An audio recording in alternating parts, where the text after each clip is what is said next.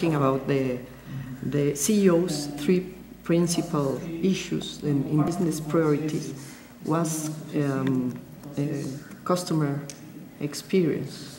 So I would like you to tell me more about this. Well, there isn't much to say about those.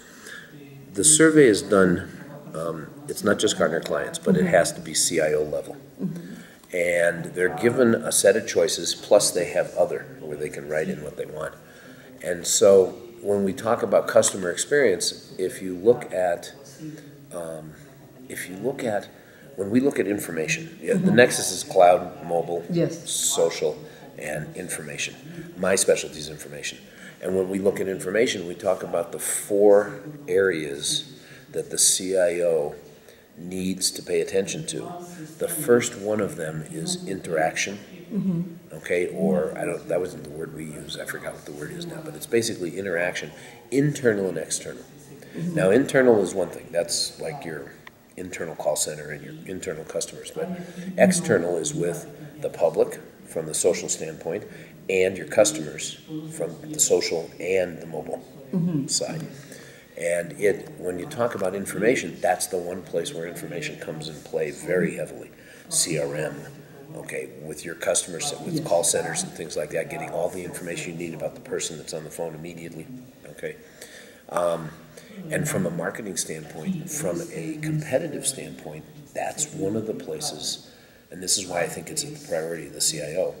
If I'm looking for ways to create new customers, if I'm looking for a way to engage and sell more to existing customers and keep them happy, and if I'm looking for new ways to make my company more competitive, it always comes back to the customer. And that's why it's funny, but CRM as a software product, when they first started, before Oracle bought Siebel, I'm talking back 15 years ago, it didn't do anything in Brazil. I don't know how it worked in Mexico, not as much, because in Latin America, people do business by relationship. It's who you know. And if you asked a salesperson in Brazil, what are the names and ages of your clients' children, they don't have to look it up in a CRM system, they know it. Well, CRM was just sales tracking when it first started. So it didn't, in Latin America, I remember Siebel cutting their staff by 50% in Brazil because they weren't selling. Then it changed into a marketing tool where CRM, analytics, customer segmentation, all of those types of things started to come in, and all of a sudden it's back, and big, because that was something that relationships didn't give you. So again, it's all about the customer. And so when you look at almost every product that's being sold today, when you look, even technical things like HANA from SAP and Exadata from Oracle, the speed that it brings allows me to run applications, analytic applications about customers much more rapidly, which means that when a salesperson is in front of a customer, they have an iPad, they can run a mobile app and get instantaneous answers back about things that they need. That really changes the way you can do business. So even when you look at the base products and everything, it always comes back to interactions with your customers. That's why interaction is so important. One of the other 4 is finding new areas of products, new products that you can sell, moving your company forward in new areas. And it's the same thing. Those new areas are to satisfy customers. So it comes back to that. You get into operational efficiency, that doesn't necessarily affect your customers, which is one of the other ones.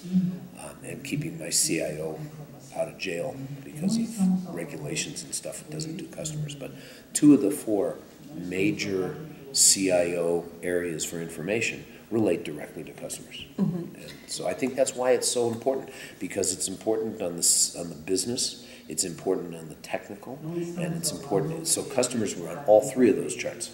And CRM, again, it comes in the one of the priorities. Yeah. Well, tell us about it came back. Well, again, because people are looking for ways to make the company more competitive, to find new customers, and to keep customers.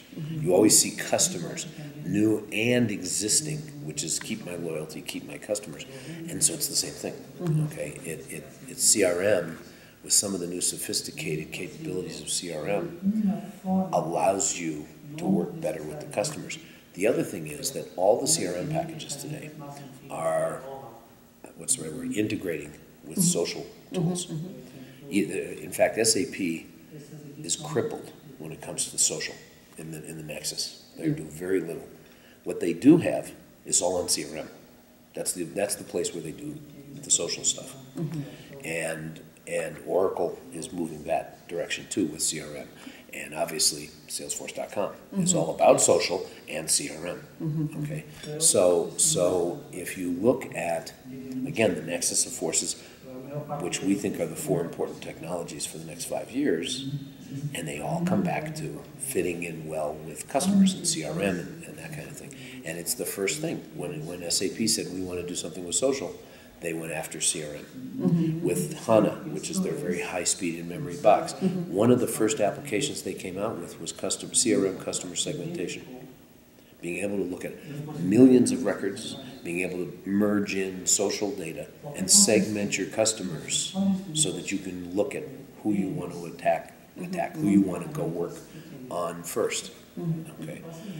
Again, that's customers is when economies get bad, you have to keep your customers. The one thing you can't do is lose a customer. Okay, you may not get a whole lot of new customers in a bad economy, but if you can keep the customers you have, that really may make the difference between you going out of business or not. And so again, even now with the economy starting to go south, CRM and customer satisfaction and customer control, call centers and everything else, extremely important. So. And how do you see Latin American scenario these years? Well, first of all, Latin America, I don't know about in Mexico as much. I hope it's quite similar. Than to Brazil? Or even better. Well, the reason I say that is that in the U.S., people think customer call centers, customer satisfaction, that kind of thing, CRM, is related to calling people at home and selling them on the telephone, which they don't do in Brazil.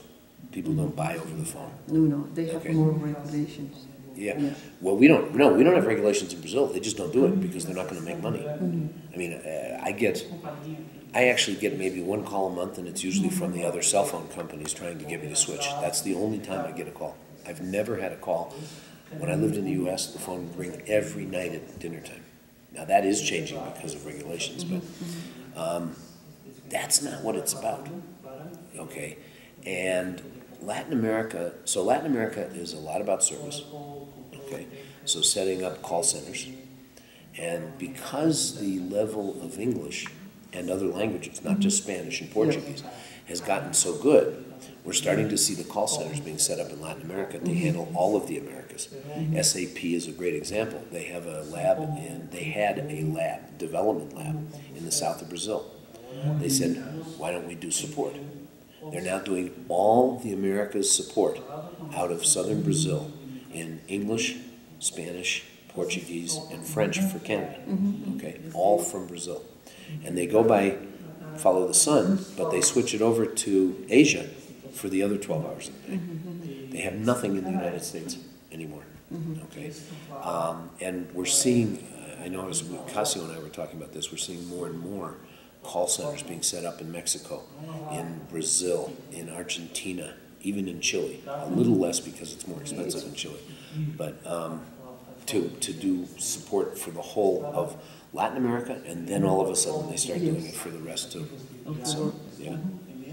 Do you know something about the offshore in BPO? No, that's Casio. Okay. I mean, I know about the offshore.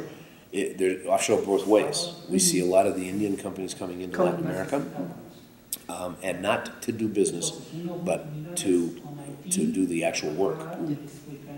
But we also see a lot of Latin American firms, like Softec, okay, here, like Stefanini in Sao Paulo, CPM Braxis, which, well, that's now bought out by Bearing Point or by one of the big firms. But we're seeing more of that where Latin American companies are doing services, okay, out. And in call center, it's huge.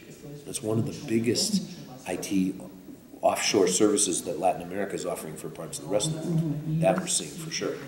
That's because of the level of education and the level of language.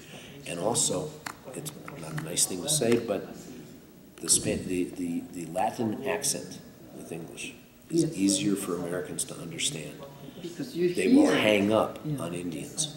Okay, my mother, she had there's a voice over IP service in the U.S. called Vonage, and they were doing all their support out of India, and she was going to cancel. And then something went wrong, and she called them, and they have switched. They do all of their support for the Americas now out of Argentina. And she said to me, I could understand the person, you know.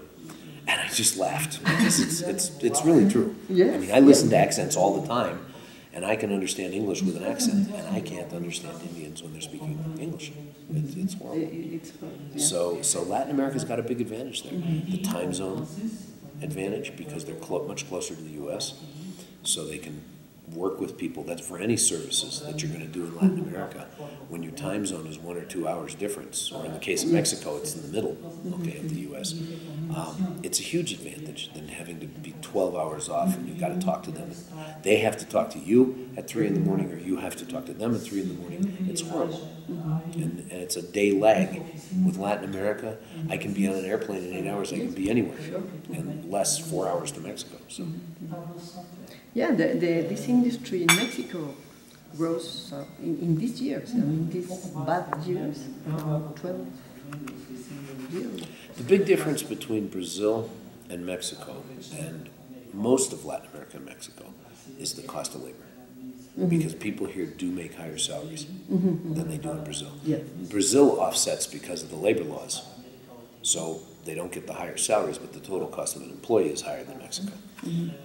But yeah, that's why people are going to Argentina, and they're moving into Panama, into Costa Rica, and some of these other countries, because the cost of labor is less. And Mexico is closer to the U.S., and the level of English is actually much better. Okay, but the costs are higher.